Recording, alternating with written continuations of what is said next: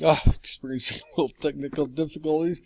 But, so just wanted to go back and kind of fill in some blanks here that when you get to a certain point, and I look at this picture and it's the only one I have of either of them. Talk about weird that there are no pictures of me from childhood. None. Zero. Not one, except from the school pictures. Not a one. Through college? Through none. None. None's the word I'm looking for. It's just, well, and the only time that there were family things, this guy, and I knew the trick. Hey, why don't you take pictures of this? You're good with photography. That way you won't be in the pictures. Like when he got married again to Nancy, that her best friend. Oh, and that was when I was in such a bad, when he got married, 2003, that's 2000, no, that's 2000. So when that's exactly right. When he got married, mother died and stopped working and all this other stuff. And he's beaming. He doesn't need to go anywhere. He gets a suntan from life because she knows everything about him. Now, she conveyed everything to Nancy, but that's where this guy is what he is. And talk about playing the victim. That's why I think Nancy fell for him so much. Well, I know it is. His side of the story was she made up those rumors of having an affair with Dale, and I couldn't prove to her that they were false. So she made these, and it got to the point where I couldn't take it anymore. And I had to move out, and that's why were separated. They never got divorced. Then all of a sudden, after 10 years after he walks out, that she gets cancer. In a family that doesn't have any history of cancer. And all of a sudden, I'm sorry, honey, we just, we could have made things right oh, God. Anyway, I shouldn't do that. But, so, this is her last Thanksgiving. But my point is, this guy, unless he fesses up, not to me, not to too late, to fess up and atone for what you've done, that's it. And I know where she is. I don't want to believe it, but it is. She didn't do anything about it. She had no relationship with God. She had not saying she, you can believe in God, but that imagine if you're that person that here's someone who created the universe, I'm not trying to oversimplify God, but just put it in his perspective, divided by infinity, so you and I can relate to it. If you're another person and you want that person to love you and respect you and for eternity, not just to get through a family weekend or a holiday, it's forever we're talking about. I want you to love me, respect me, and abide by my rules, scripture, and you're not going to take someone that says, yeah, I believe in him. I believe there's a God. And he's agnostic. But you know what? I think he's above being agnostic. I think he knows what he did and he will pay for it. But unless he does it himself or he gets shamed, and that's why I did what I did after this point. And because I know without her, I lost my cred. He ain't going to do it. This guy, he got $1.5 million after she passed. But he got the inheritance, and he tried to get me out of the 70,000 or 100,000. It was like 110, but then it got reduced, and he took out, it was 50-50, then he took out a big chunk, And then he came to me and says, I think we should split it 50-50 because it was going nowhere after he was telling Harris Bank that the guy's lost his mind. He can't function. So anyway, then here's my poor nephew. I'll get into that stuff, but this okay. And I hope she's happy, and I hope the guy she's with is happy. That's honest to God truth. We knew it was wrong. I never dated anyone. I dated everyone, sort of, and I'm not good. It was, frustrating. But she doesn't have another chance. She didn't have any death. I was at the deathbed when I was minutes away and down the hall from her, so she had no epiphany. In fact, she was so bad. If you saw this and compared to what she looked like right before she passed, she goes, oh, you got better. Oh, that's good. Oh my God, what a horrible thing. Anyway, at the end, she was so much in pain, and that's what you don't want. You don't want these people in pain. And she had this morphine. It was this like fluorescent green, and I'm supposed to be giving it to her in medicine drops, and she could barely talk, and I'm giving it to her, and this guy is kind of, things okay in here? Okay, good, I gotta go back. And I caught a phone call where an insurance company from Florida, I picked up the house phone. She had hospice, but we're all around in the Chicago area, not because of her, just that's the way life worked out. He got a job, or he lived in Inverness, I was in Evanston. God knows where he was living.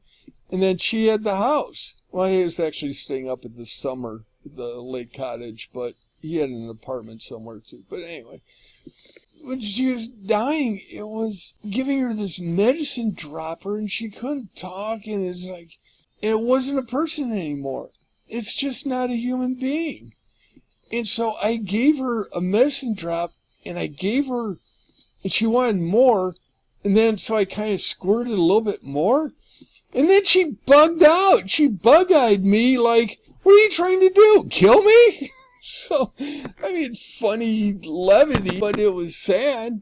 That haunted me. My knucklehead brother, the day, you know when the end's the end. And that afternoon, he and his wife, who's taking this picture, who's Sweet Patty, they're off. He goes, well, I got to take Sam and Max to go softball practice. So it left Miles and I. This is like Jake and Brian back to take care of this poor woman who, after 63 years, 1931 to 99, 68 years old, and this is her last breath. And he has to go play, take him to Little League practice. Oh my God, people.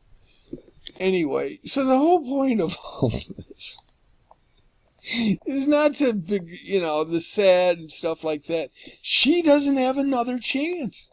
She is in eternity now. And there's no going back. He's still allegedly, I can't find anything that says he's passed away. And that's when he freaked out in 88. That was when he walked out. 88 that's 85. So 88's here. He freaked out. I was at Michigan here, and I get a call, your father's walked out, and he took all of his porn collection with him. Not that was funny, but it was like, okay, that finally confirmed. And this is right after, Christmas, I was supposed to fly to Boston. Now, I'm jumping all over, but this isn't then. This is before then. This is when he walked out. All right. Trying to get it figured out. So in 88 was when he walked out. They're married in 53, and 88 is what, 25 years? So 35 years, sorry, because I know that. And he was in 88 when they walked out there. Alan and Patty were out in Boston, and I was in grad school, and I was supposed to fly out at Christmas to spend Christmas out there. I had no money. It was when I was thinking about quitting grad school, and I might have already quit and didn't, when I was in that limbo of not doing anything. And I made up, I did lie. I said, I'm going to try and get out there, and I made no effort whatsoever. So I ended up calling a day before and say, I'm not going to be able to make it. And he read me the riot. Well, see, you've got your priorities, and, if it's money, we'll get you, and it was like, no, I don't want to be around any of you miserable people, and that, talk about, like, I dropped a big ball of bad news on them. This guy shows up out of nowhere, borrows a bike, loses it, pops in again unannounced and says, hey, we're in town. Are you available for breakfast? Otherwise, see ya. So, anyway, and they knew I wasn't going to come, I'm sure. But I was a beating bag back then, and I just didn't want to get beat up. I was beat up by Michigan. So she calls me up and says, your father walked out, took all of his porn with him, and she became a real person. She became fun. I mean, her friends she was gregarious and life of the party, and I mean, everything he wasn't, she was. He rode her cool. Okay, I don't want to get the cool thing out, but the only reason, because otherwise this guy's a creep. No college friends except for Paul Shue, who's a creep. And, well, Paul Shue is the only college roommate he had. And here's a guy that graduates in Purdue, bachelor, lives forever in San Francisco. So you know what? You make your equation. And this is his only other life friend. Otherwise, no personal friends. Zero, none, none. Not even if something bad, none. So, and she had all these friends. She had garden club and bridge club, which, all they did was drink whiskey and play poker and cigars. But no, it was a gab fest, but it's a gab fest. So but she isn't private? No, she wasn't that way. She was this. That's what she became. How could you not? Look how pale she is and stuff like that. But she could, within the same day, if I could find her and Nana, but, in the same day, I don't want to be disrespectful. So, and then I'll show you the picture of what it looks like now, and now it looks like it's in rural Kentucky, and good night, abandoned cars. But anyway, so yeah, that was growing up. It's the only picture I have of it, but so be it. Oh, that's the wedding, my brother's wedding photo. So she was, and I was, brothers, But she was, she was attractive, and she was a remedial reading teacher, and then she used to brag that she worked in Carpentersville for District 300, and Carpentersville was a pretty rough neighborhood. They call it Carpentersville because those were the teams that built the shanties in the 60s and 50s. But it was a rough area, and she kind of bragged about half my students are either dead or in prison. And this knucklehead one time thought it was funny and said, it was actually when I brought a girl to dinner, it said, well, that's because they had you as a teacher.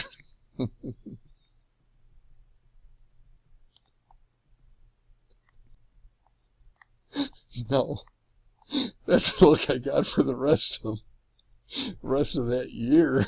So, all right, getting onward and forward. But so anyway, yeah. So he walked out, and then she became a real person, and I'm like, you guys hated each other. This is the best thing for you. You should get divorced. And then when it got back to when he's playing games about, oh, you gotta either shit or get off the thing, and then all the rumors of that he was having an affair with Dale, and so, okay, Dale, a girl's name? I don't know. It was supposed to be a coworker, and then one time I was home. This is haunting me because now this is where my brain starts making stuff up. I just started CTL, and I was staying at home when they're going through the separation, and I hadn't got an apartment yet. So I was staying out in Elgin at this house when I first started CTL, and she's there, and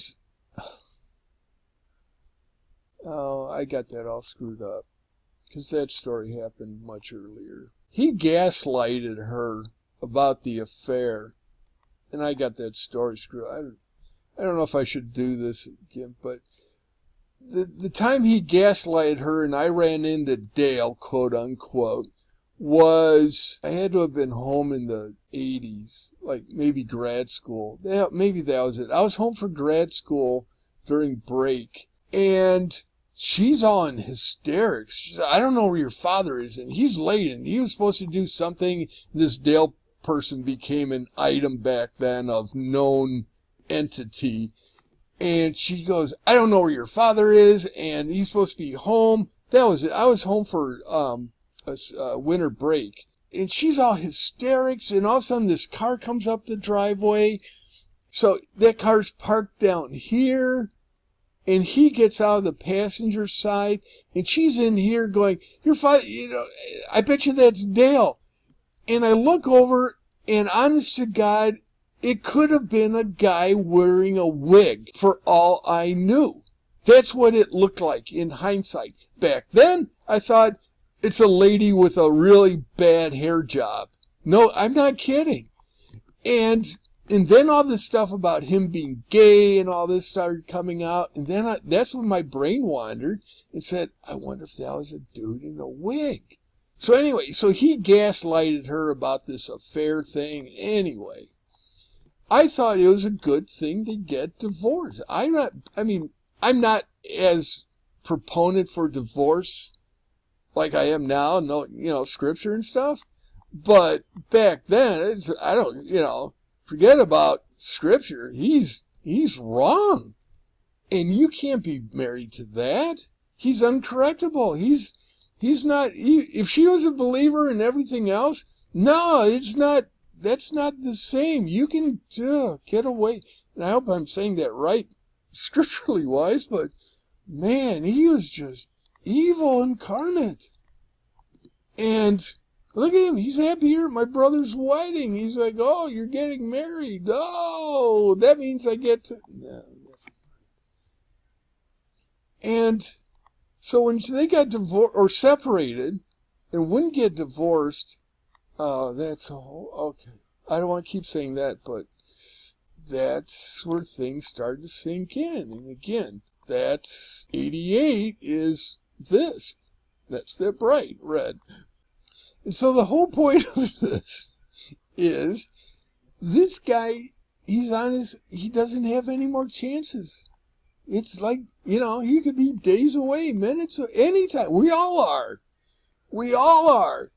And so kind of my levity joke is that okay, this is fairly recent. This is like a year.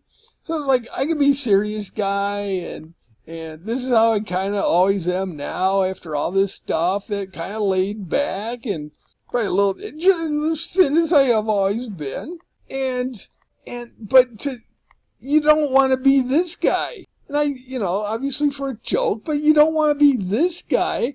And all of a sudden on your deathbed or whatever going, whoa, eternity, I have to do what? And all of a sudden, boom, no more chance, that's it. Boom, you're gone. And same thing here. Levity, okay. But that's okay, then I'm at least a little happy. Hold on. I'll get grief for this, like, oh, you're just showing off your abs. I go, no. This I put on my Facebook page because people are going around saying, I don't I didn't have any back surgeries. This is before I got, no, this is after Social Security, but the word was going around that I didn't have any surgery. So I'm pointing at the scar on my stomach saying either this is a cesarean section scar or someone did back surgery on me. So I'll just leave it at that. But that's, okay, this is 50 years, 52 years at the time, 54 years of being an uptight white guy that gets really tan easily since living in Houston. So, and then to date it, you know, I think, so this was 2012. But, you know, anyway, it's just like, what do you want to do? This guy is going to run out of chances unless things change. And I don't know where this whole testimony thing's going to go, but hopefully something kicks him around, because, you know, I'll be way past my age. Dude, you don't get a second chance, but in an instant, you could change it, and you could be okay, and just, you know, it'll be cool. You just gotta be a little apologetic for a while, but it's cool. We've all done stupid things. Not bad stupid like you've done, but, you know, people do that stuff, and then that's why they get cleaned up. So, I'll be back with just one more little thing. My closing thoughts from Jerry. Okay, I've got some time I can tack this on. So this is where I can't find the thing to click that, but I almost want that to be on, and I'll pretty much tell you why in this one. But, so this is where I grew up outside Chicago, and Mr. Plan Ahead Engineer. So this is where, let's stop there.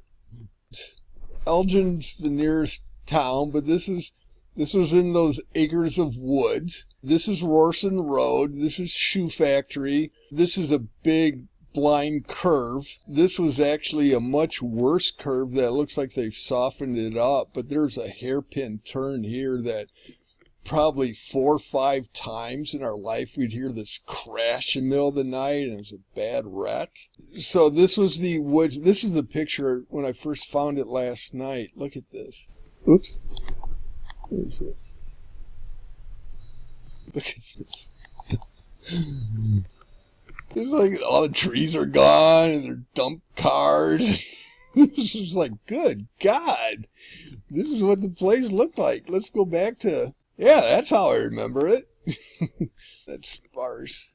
But yeah, this house wasn't there. Oh, yeah, this is good. This is important. So when my grandmother had all this property, 14 acres, I could probably measure it out, and there'll be 14 acres. She had this property, and it's been in the family forever. And when my parents got out of Canada with my brother and I and moved here in around 62 is what I hear. There were 7 acres for my aunt and 7 acres for my mother, and this house was the only thing on the property on her half.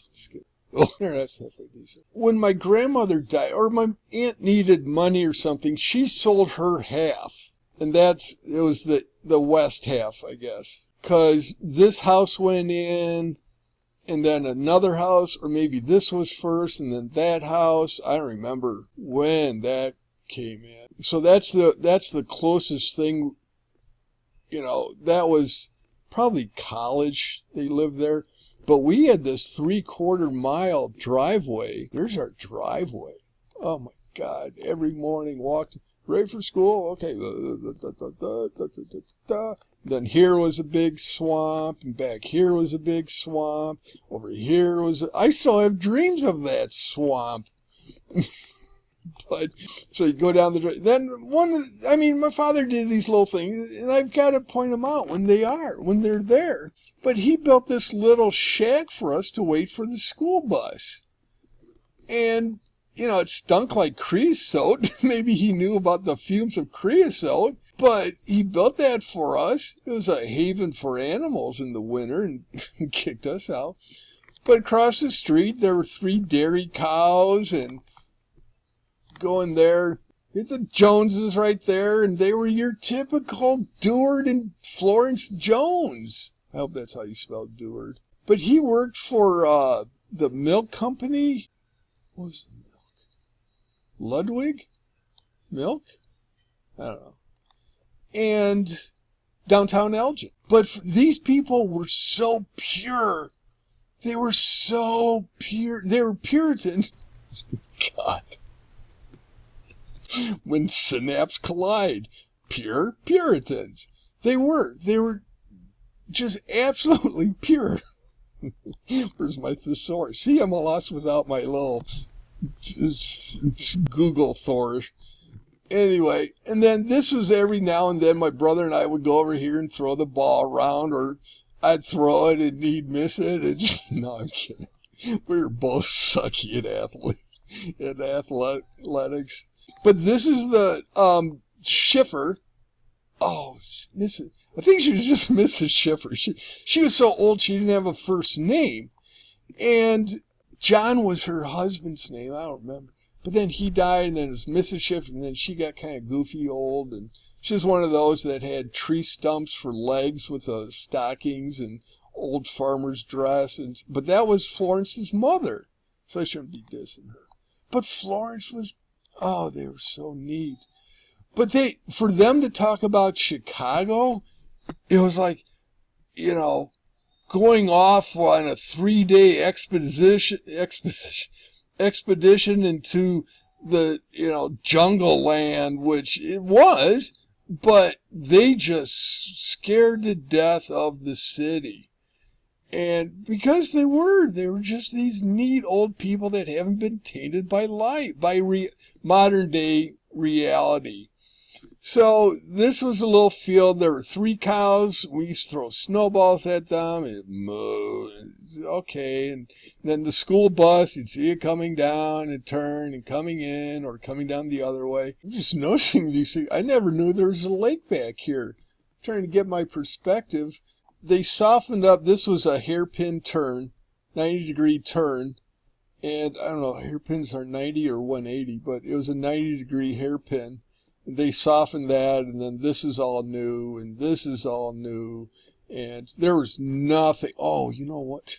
Let's go back in the Wayback Machine. 94. Well, it's black and white. You're not getting a good gist. Old Warson Road was this. See? I ain't lying. Those synapses are intact. So this was the Old Warson Road. And that came down, and then there's this little gravel road that you never... Oh, I babysat a house there once. Oh, it was creepy. It was... I only babysat them once, and I think I only babysat twice. But they had these 3 creepy kids, and it was one of this old... I don't even know how we knew them. But they babysit them, went back, and these kids...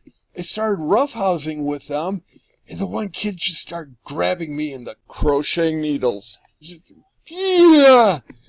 And then I was like, okay, I shouldn't have even said that, but that was how creepy they were. And then when I was roughhousing with them, I tied a pillow at the end of a rope, and I was swinging it around. I knocked over a lamp and started a little fire. And so that kind of quelled things down, and I never went back and babysat. But it was just, we never knew them. This were the Hunts, lived next door. Can't really see it, but Tim Hunt was about 10 years older than us, and we never saw him. Joneses were here, so they didn't have any kids.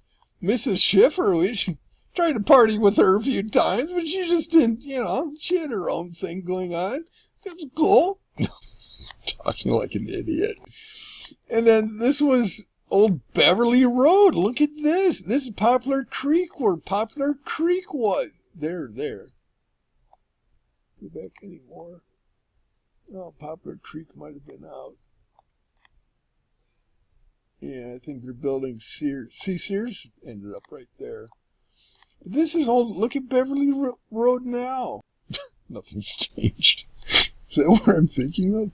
Oh, I guess my point was Beverly Road's now a 4-lane. to a major thoroughfare like that. Anyway. And there's the Corzines lived right around here. They had the farm because the road went over 90. The Corzines, because they were cool. I actually played over there a couple times. I take that back. She had a horse. She was about 8 years or so older. Okay, irrelevant to the story, Brian. Come on. Anyway, they had a horse. I went horseback riding. Got kicked off or bucked off a horse. That was kind of fun. I was into horses back then. It's kind of neat. So, okay, the point of all this is, so the nearest kid to me was Paul Herman. So Paul Herman, he was pretty popular. He's a good guy. We got to actually be good friends. Good meaning social, laugh back on how we used to be type friends. High school reunion, laugh at our knucklehead youth friends. But at the time, Paul, we'd ride the same school bus, and Paul chased me from the back of the bus one time, chased me with a broom, calling me orphan, found out I was adopted. So, that was Paul. And then Paul in 6th grade, I built you know those old model airplanes with the gullos? You put the kits together? I built a SPAD. It was called a SPAD. I was into World War I airplanes too for a while. And I built this SPAD and I took it to show and tell in 6th grade. And Paul Herman goes, "Hey, how does this thing fly?" Threw it and it just went thunk.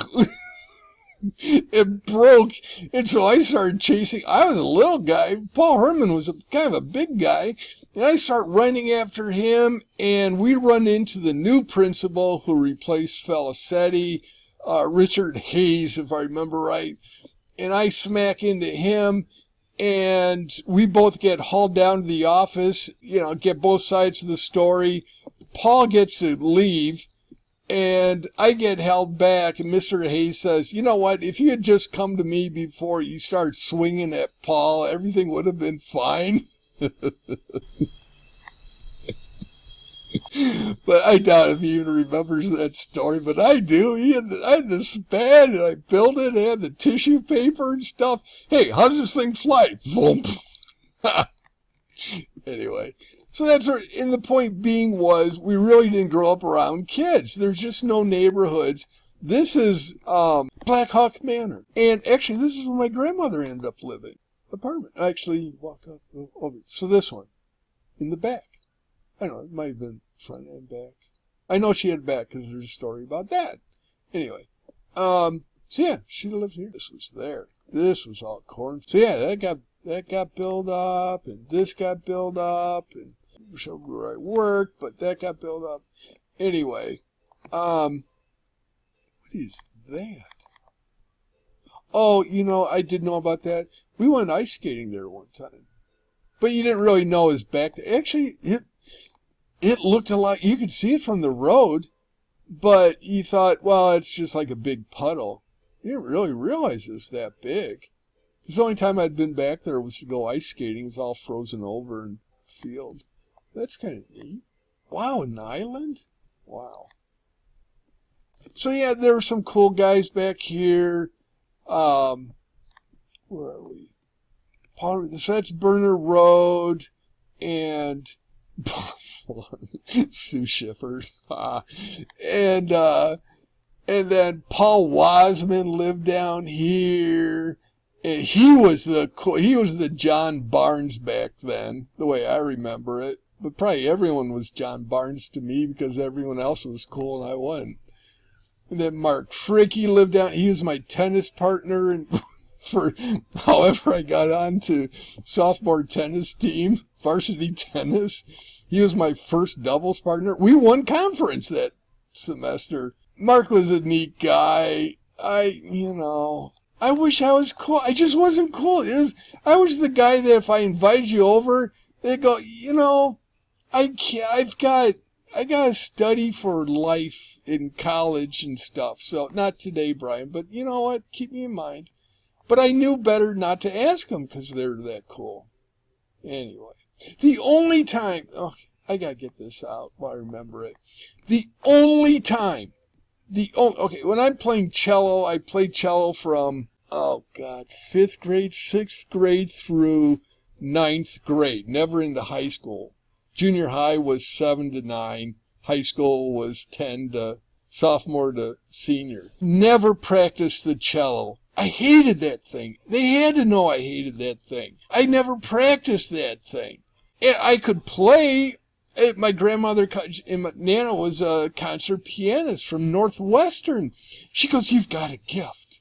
It's like, if I do, it's still wrapped up because I don't know what it is. But she said I had a musical ear because, honestly, God, I could sit down and play the cello because I know it's not real hard to figure out what sounds bad or good. But I could make a cello, I could make it talk like Springsteen and get. No, I could make a cello talk. I could play a cello halfway decent, but I never practiced.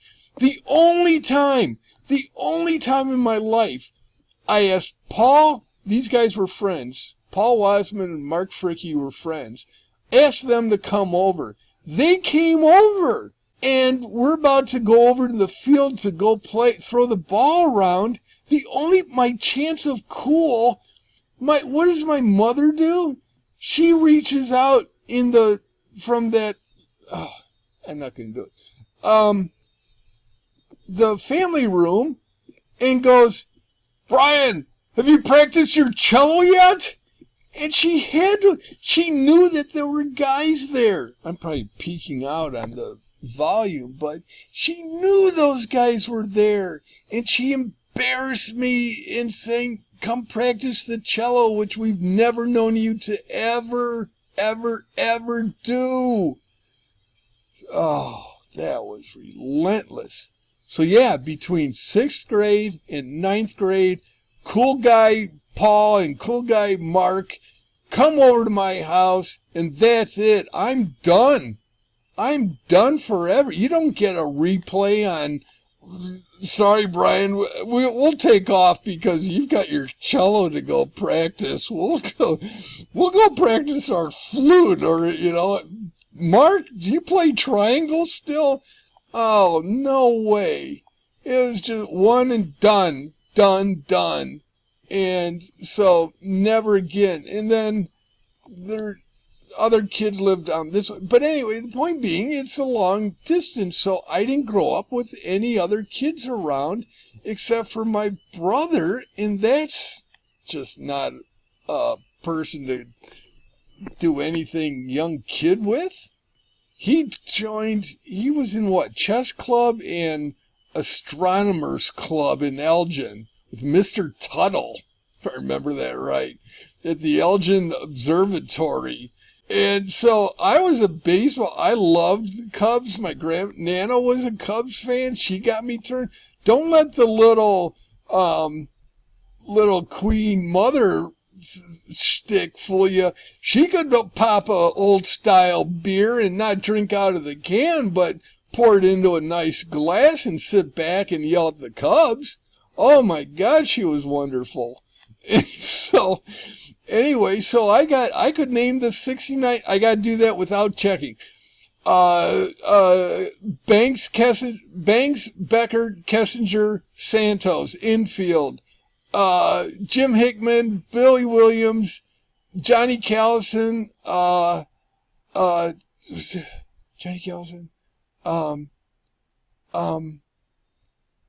Randy Huntley catching, and Fergie Jenkins, Ted Abernathy. Well, he's a sidearmer. That's one reason. Milt Pappas. But anyway, I could name those guys off the top of my head, and I could get a few more. Johnny Callison. I knew the outfield a lot better. Oh, okay. You see, at this point, I'll be cheating and just come back. Oh, yeah, I remember. But anyway. So, jeez. I gotta stop. Crud. All right, we'll just get this. All right, I'll be back. Sorry to peek out on the volume.